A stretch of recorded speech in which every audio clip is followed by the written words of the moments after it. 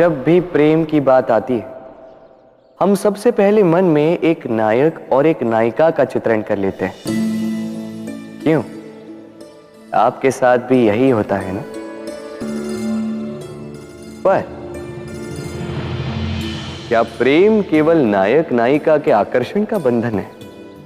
नहीं, प्रेम तो परिवार से हो सकता है, माता पिता भाई बहन से हो सकता है, सखा मित्रों से हो सकता है, देश और जन्मभूमि के लिए हो सकता है, मानवता के लिए हो सकता है, किसी कला के लिए हो सकता है, इस प्रकृति के लिए हो सकता है।